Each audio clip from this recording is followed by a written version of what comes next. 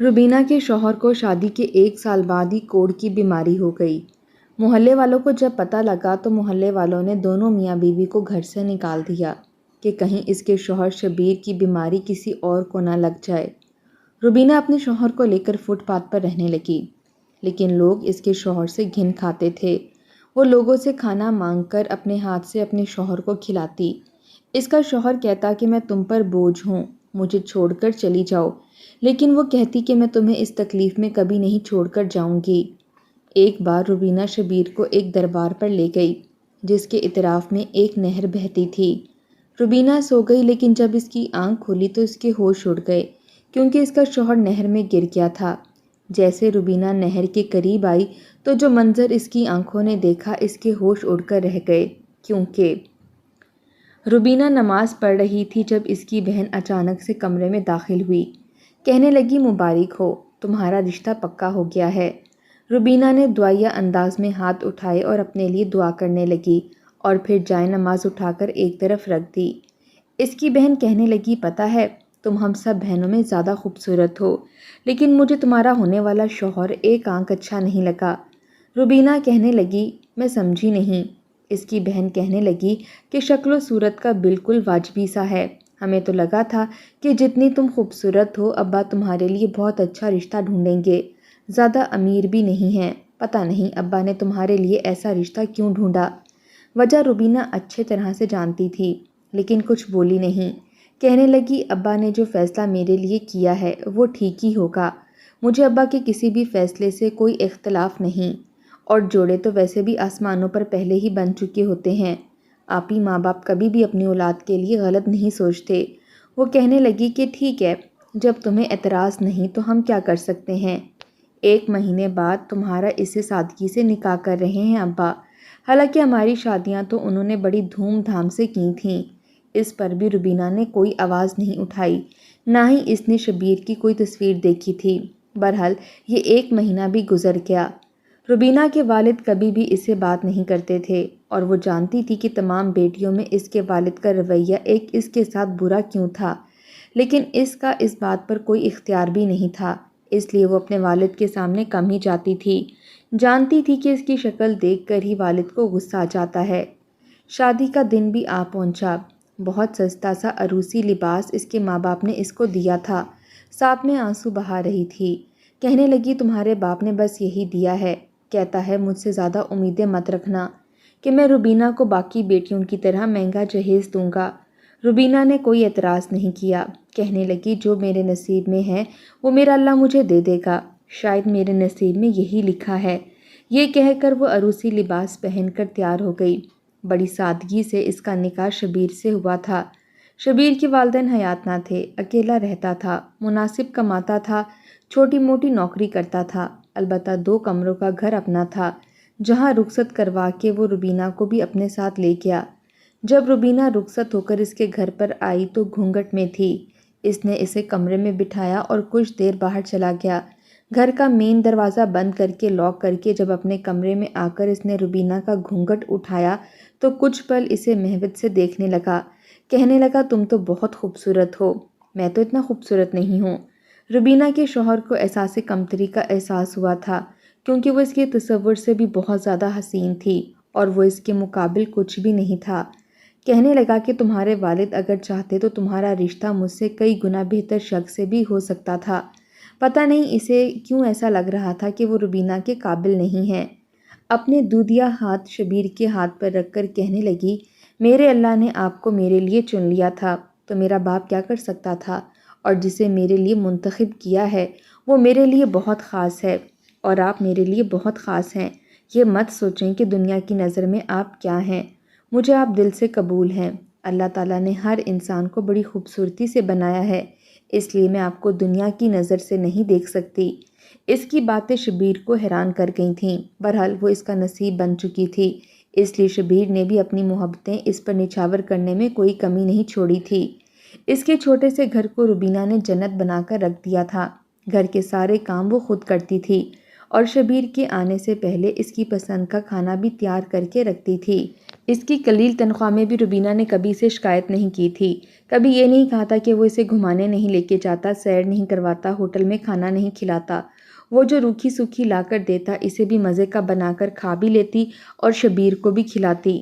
شبیر کو کبھی کبھی حیرت ہوتی تھی کہ وہ اتنا خوش نصیب بھی ہو سکتا تھا کہ بیوی خوبصورت بھی ہو اور صابر بھی، حالانکہ ایسا اس معاشرے میں تو ممکن نہیں۔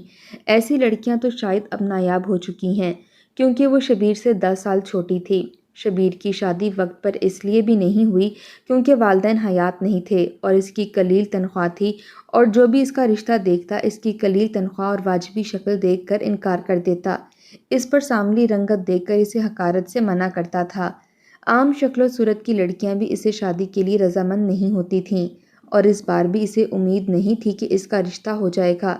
جب روبینہ کا والد شبیر کو دیکھنے کے لیے آیا تو 5 منٹ ہی اس نے شبیر کے چہرے کی طرف دیکھا تھا۔ وہ ایک رشتے والے کے تواسط سے شبیر کو دیکھنے آیا تھا، بس ایک نظر اس کے گھر پر ڈالی اور کہنے لگا میری طرف سے رشتہ پکا سمجھیے۔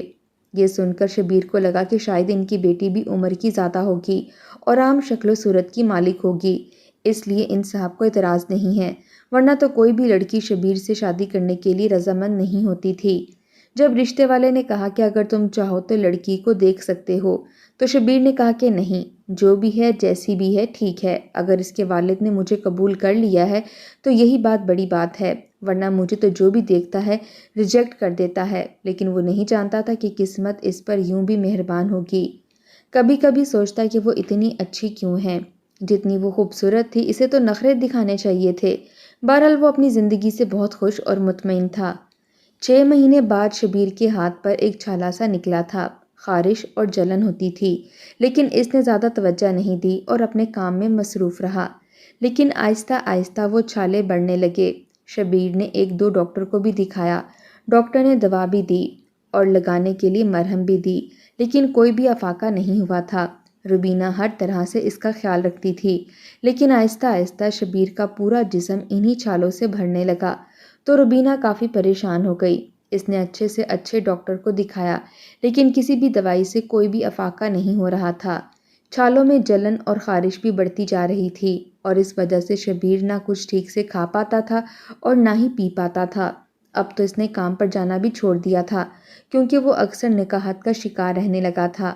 روبینہ بہت پریشان تھی کیونکہ جتنی بھی جمع پونجی تھی سب ختم ہونے لگی تھی۔ پھر شبیر کی دوائیاں اور چھالوں پر لگانے والی کریم بہت زیادہ مہنگی تھی۔ اب وہ یہ سوچ رہی تھی کہ آخر کیا کرے، کہاں جائے، کس سے مدد مانگے۔ سسرال کے نام پر تو کوئی بھی نہیں تھا، نہ ساس، نہ سسر، نہ کوئی دیور، نہ ہی نند، اور اپنے میکے کو جانا نہیں چاہتی تھی کیونکہ باپ کی نفرت ہی اس کو وہاں دیکھنے کو ملتی تھی۔ اس نے اپنا چھوٹا موٹا زیور بیچ دیا تاکہ گھر کا سلسلہ چل سکے۔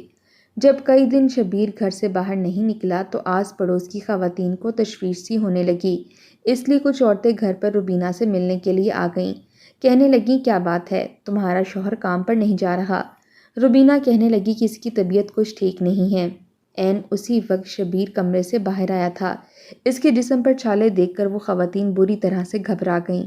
کہنے لگی او ہو، اسے تو کوڑھ کی بیماری لگ گئی ہے، اور یہ تو وہ بیماری ہے جو ایک سے دوسرے کو بھی لگ جاتی ہے، توبہ توبہ۔ یہ کہہ کر وہ خواتین اٹھیں اور فوراً گھر سے باہر نکل گئیں۔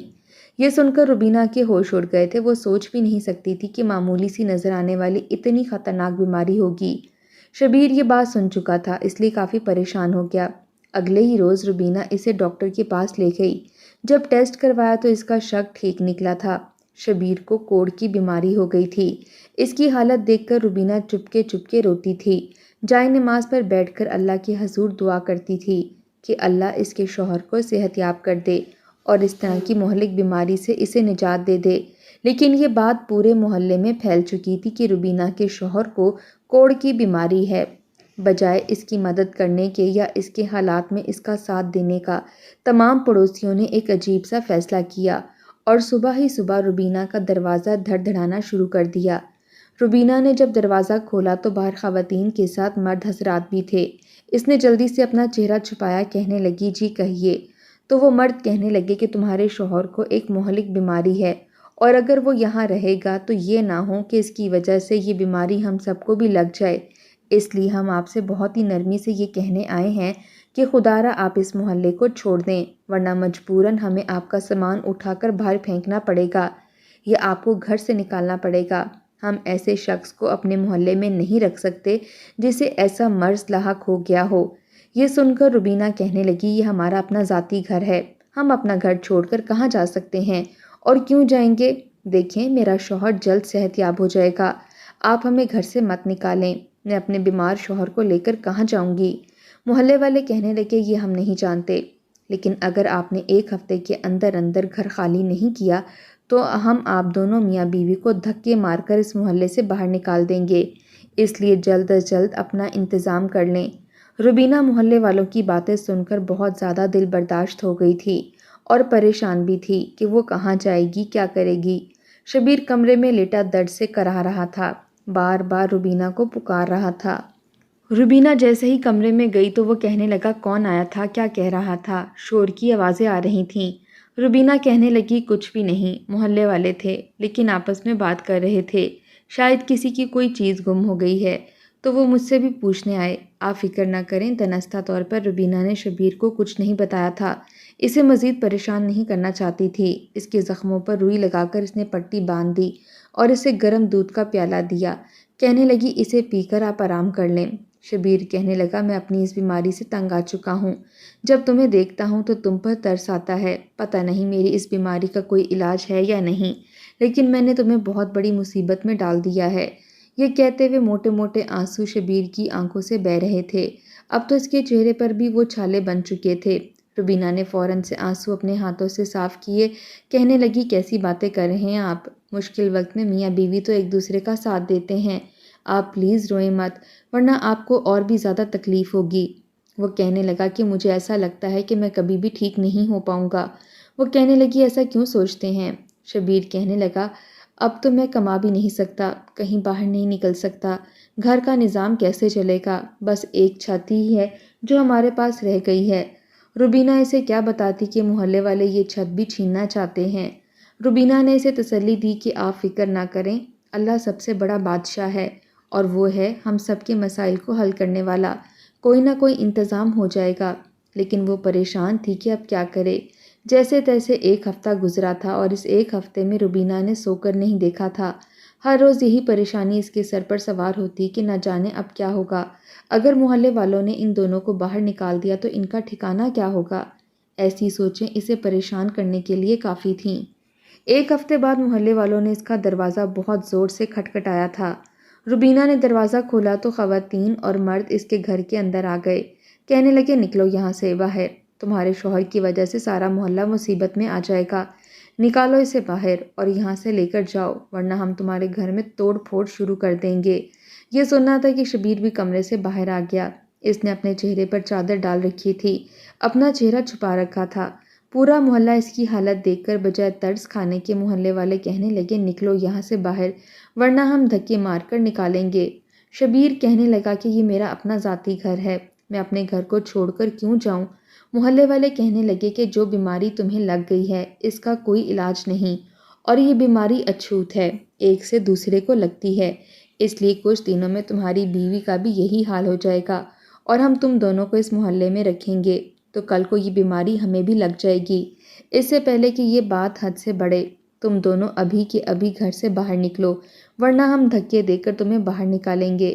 یہ سن کر شبیر بھی پریشان ہو گیا تھا۔ روبینہ رو رو کر سب کی منت سماجت کرنے لگی کہ خدا کے لیے ہمارے سر سے چھت مت چھینو، میں اپنے شوہر کو لے کر کہاں جاؤں گی؟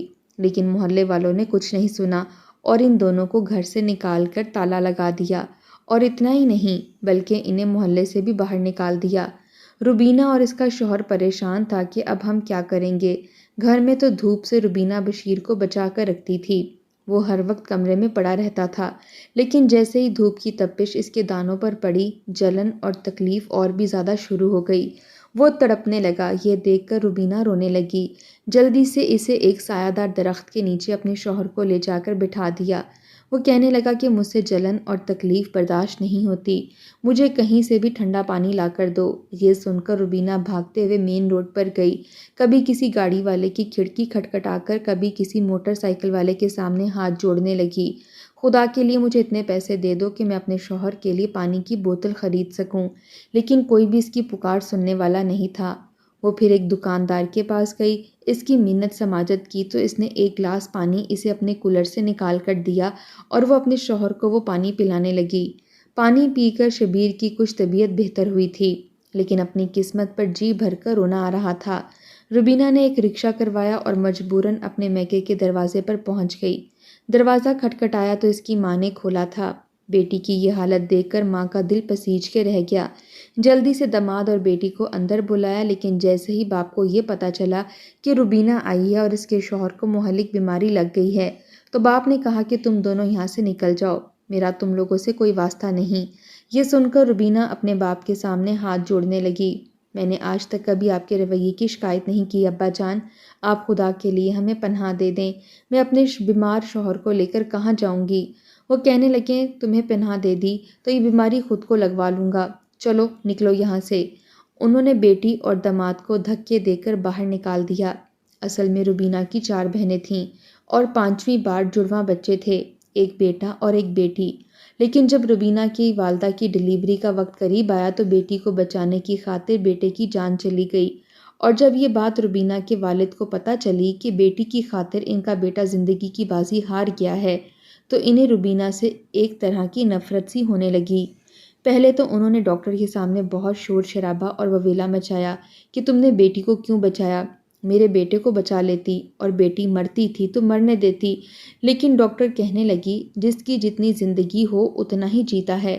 تب سے ہی روبینہ کے والد کو اس سے نفرت ہونے لگی تھی اور وقت کے ساتھ نفرت بڑھتی ہی چلی گئی۔